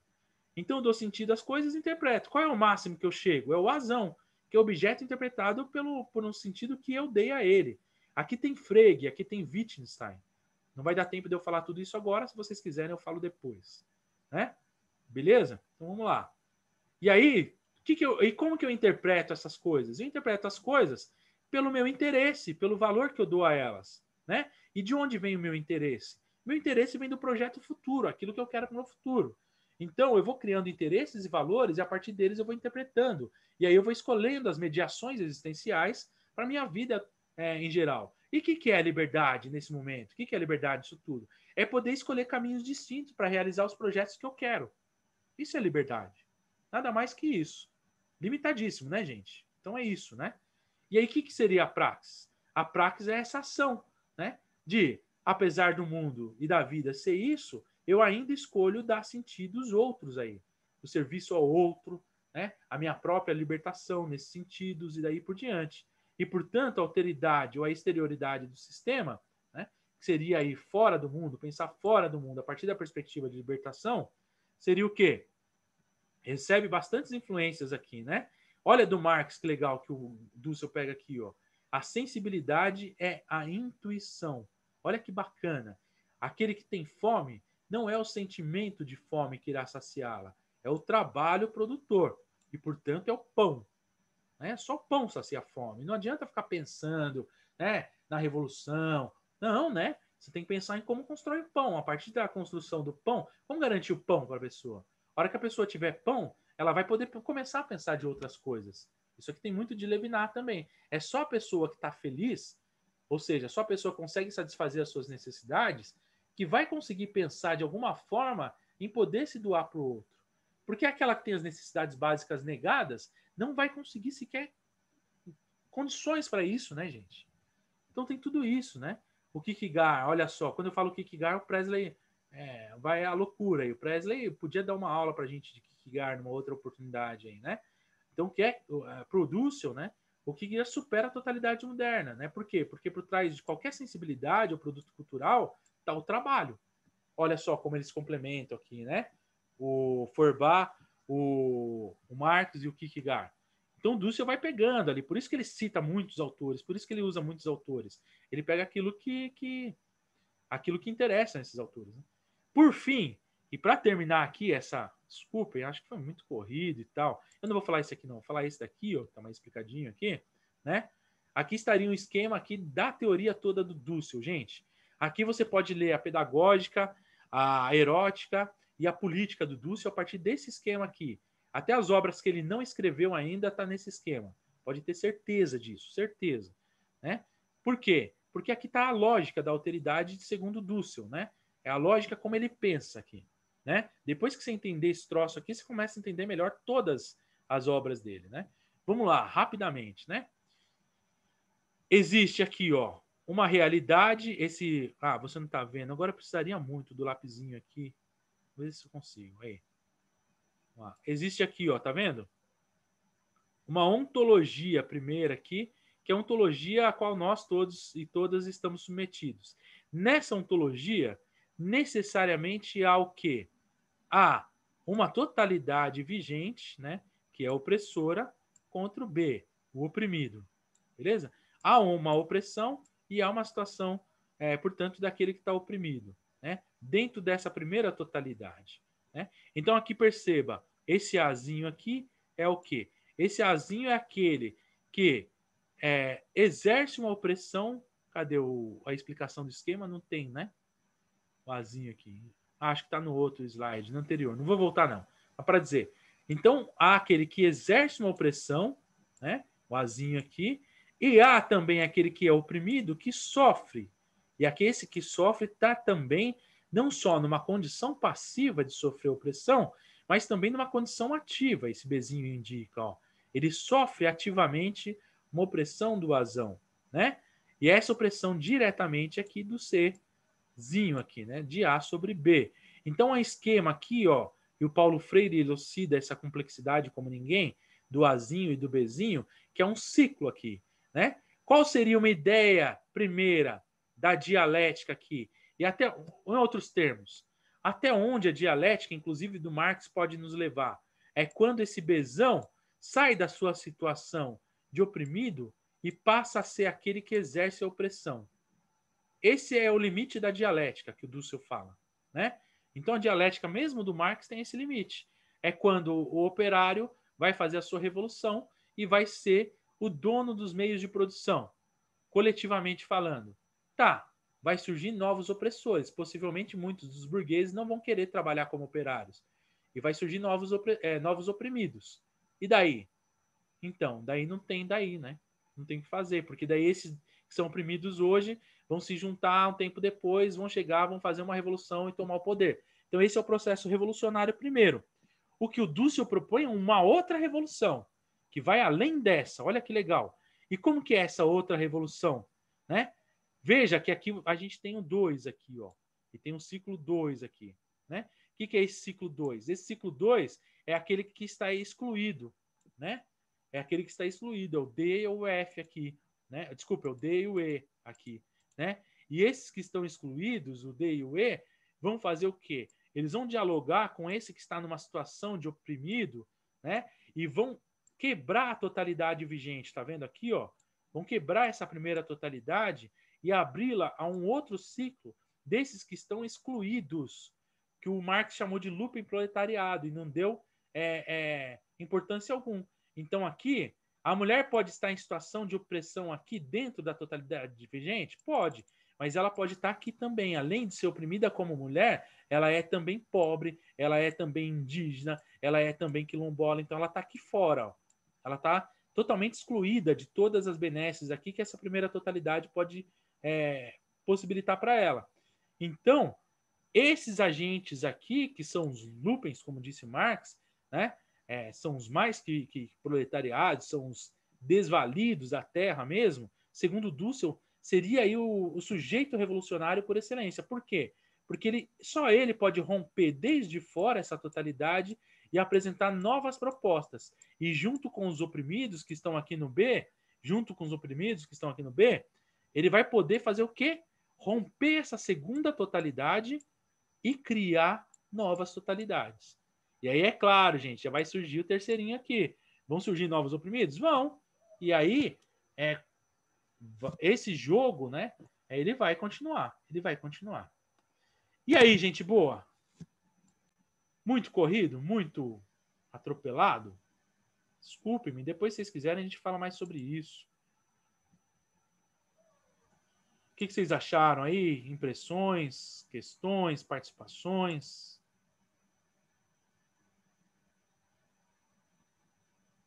Deixa eu ver o chat aqui. A Rayane teve que sair. Ótimo, legal a gravação. Posso indicar sim, Gustavo, obras do Levinas. Quer começar a ler o Levinas? Ética e Infinito. É uma entrevista que ele dá, ela foi publicada, você acha em PDF, depois se não achar eu tenho, pode pedir. Depois da Ética e Infinito, Entre Nós. Depois do Entre Nós, aí você já pode ir para o Totalidade e Infinito. Totalidade e Infinito é o grossão dele ali.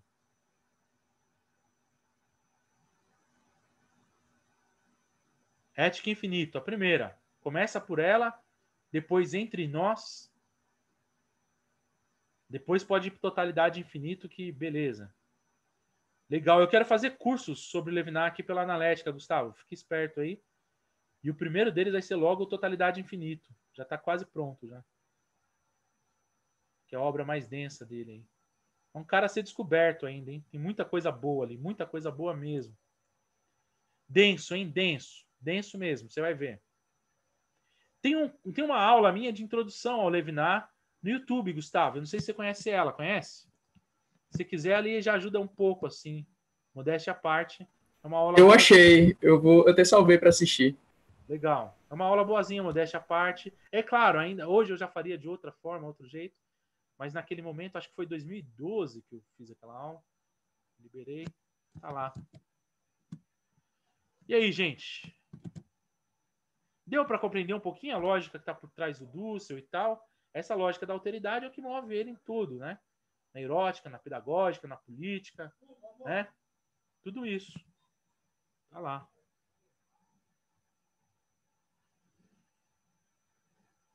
Legal? Então, fica assim.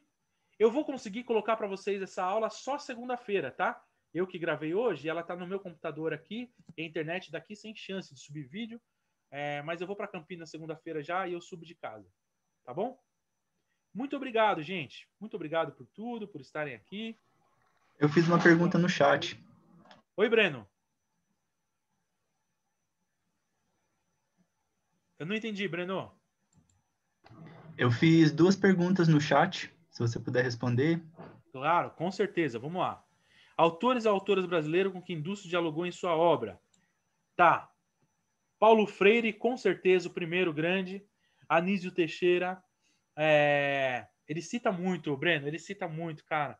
Eu não vou saber aqui de cor, pegar todos eles, mas se você quiser, depois eu posso fazer uma separação disso.